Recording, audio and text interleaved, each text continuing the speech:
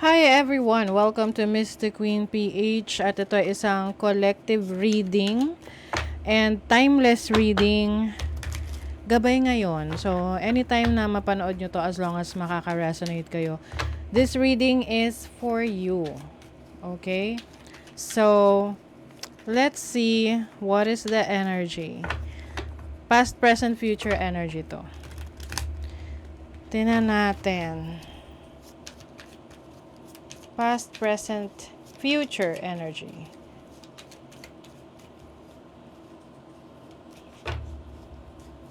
Okay, so this is past, present, future. Bottom of the deck, uy, may losses. Merong malungkot dito. Kasi may mga ano siya, pagsisisi siya. Pagsisisi sa mga naging decision niya, mga pinili niya, no, sa buhay. And some of you are nagiging focus doon sa nawala. At nakakalimutan nyo na kung ano yung meron kayo. Okay? So, kailangan, ito na yung time na kailangan mong look at the brighter side of the situation.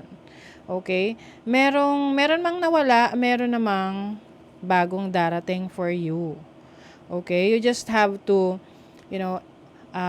see the options. The options. Yung ibang opportunity, kasi nakafocus ka dito sa mga nawala na, wala na tayong magagawa dyan. So, dun ka na sa kung ano yung meron pa sa'yo. And celebrate that. You also have friends, people, mahal sa buhay na nakasuporta sa'yo. Na naghihintay lang na, reach out ka sa kanila for support or para matulungan ka. I also see na meron ditong communications coming in. Maaring mga tao na iniwasan mo. Yung bang parang ayaw mong kausapin kasi nga dahil sa mga nangyayari sa buhay mo. But, you need to, meron dito importanteng tao na kailangan mong makausap. Na pwedeng iniiwasan mo, pero hindi mo alam, yun pala yung taong makakatulong sa'yo. Past energy, the King of Cups. Marami kang parang binuhos mo yung iyong atensyon, pagmamahal sa isang tao, tapos hindi niya lang na na ibigay yung expectations mo. Mahirap rin kasi na yung bang magbigay todo sa isang, hindi lang to sa relationship pwedeng sa isang sitwasyon, bigay todo ka sa trabaho, sa person. Tapos you are expecting something in return, which is normal naman, lalo na sa trabaho, 'di ba? Na nag-e-effort ka, pero alam nyo, hindi lahat kasi nakikita yan. Hindi lahat ina-appreciate yan. Okay? So, your present is, wow! Oh, diba? The Chariot, you are moving forward. You are moving to a new direction. Towards success. So, I see the energies of water signs, Cancer, Scorpio, Pisces, no? What is the King of Cups? Past energy. The Ten of Cups. The King of Swords. Okay. Yung iba sa inyo related to sa mga pangarap nyo sa buhay, no? In the past. Maaring meron kang gustong ayusin, but hindi siya, yung naging actions mo, hindi naging aligned or umayon sa gusto mong resulta. Kaya parang feeling mo, ay, mali yung ginawa mo. But actually, meron kasing bagong direction for you. The Chariot is a new direction na tatahakin mo with the Queen of Cups and the Four of Pentacles. This is going to bring you more stability. Hindi lang emotions, but also your resources. So, ito, yung iba sa inyo, pagdating sa work, career path, meron kayong mga binuhusan ng attention nyo, pagmamahal nyo, efforts nyo. But it seems na hindi nyo nakuha yung resulta na gusto nyo. Can also be relationship. But now, you are going to a new direction. You are moving forward. And ito yung mas merong stability for you. Now, your future is the Four of Cups. Four of Cups is, ito yung discontentment.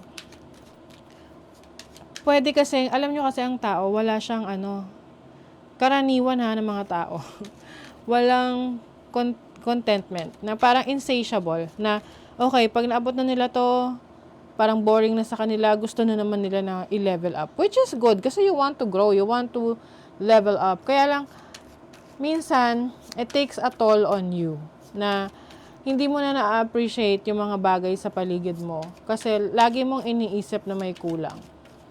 What is the Four of Cups? The High Priestess. The Two of Swords. Okay. I feel like in the future, you need to let go of something that is no longer serving you. Na tipong, kumbaga alam mo yung sobra. Lahat rin naman ng sobra, hindi maganda eh. No? So, pwedeng sobrang focus sa isang bagay, na meron ng nagsasuffer na ibang importante ring sitwasyon sa buhay mo. Let's say, you are totally focused and locked into your career, to your finances, and yung connection mo sa iba ay nagsasuffer. 'Di ba? So, in the future, this is immediate future, no? So, hindi to yung tipong future na pagkatagal-tagal. Mga immediate rin to. So, you will have this realization. Magkakaroon ka ng self-reflection sa life mo na, is this really what I want? No? Ito ba talaga yung gusto ko? Kasi akala mo, no, yung iba sa inyo, akala nyo, ito yung magbibigay sa inyo ng fulfillment. Na okay, focus ako sa work ko, ito yung aking i-achieve, or relationship na gusto kong magkaroon. Pero nung nandun ka na, ba't parang hindi? No? Ba't parang feeling mo kulang pa rin?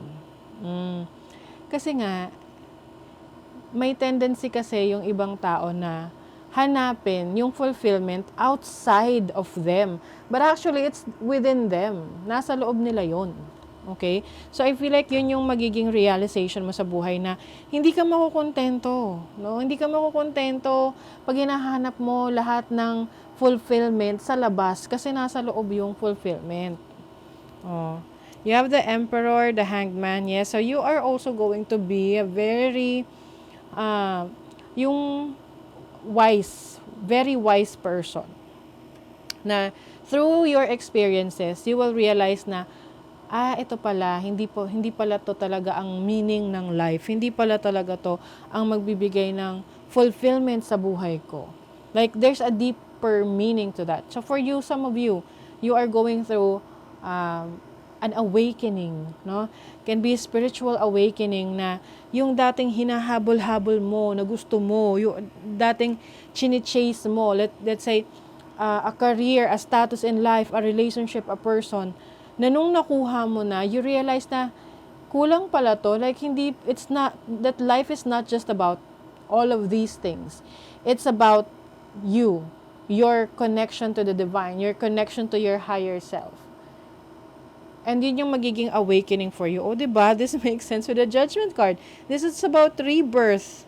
Wow. This will also lead you to a new experience. Can be a new source of income. Can be a new relationship then, na more practical. Oh my God. Oh, more exciting. Oo. So basically, ang realization dito, yung mga gusto mo pala noon, ay hindi mo talaga gusto within you. Pwede kasing outside influence lang yan, na nakikita mo, ito yung ito pala, pag ganito daw yung nangyari sa akin, magiging masaya ako. Pero, iba-iba kasi tayo ng journey. So, nung nakuha mo na yung akala mo, ay ito yung magpapasaya sa'yo, hindi pala yun. So, you will realize, okay, I have to focus on myself. I have to focus on improving myself. Yung relationship mo sa sarili mo, importante yun.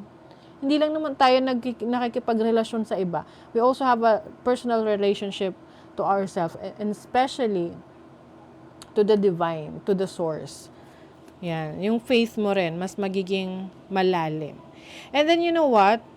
I-align ka sa mga tamang sitwasyon, tamang tao, tamang opportunities, na nandoon yung fulfillment for you, na hindi mo na kailangang habulin, hanapin, i-chase dahil i-attract mo na siya. You will attract the right person for you. You will attract the right opportunities for you sa career mo, sa business, ano man yung gusto mo.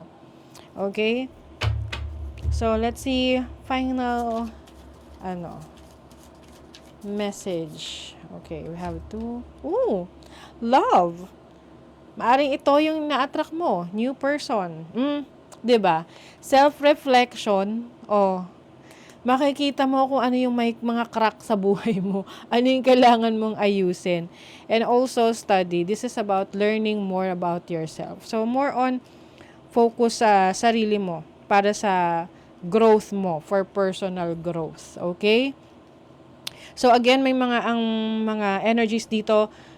Gemini, Libra, Aquarius, Cancer, Scorpio, Pisces.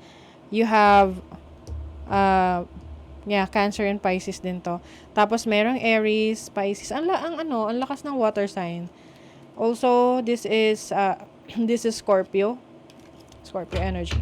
Okay? So that is your reading. Thank you so much and see you again.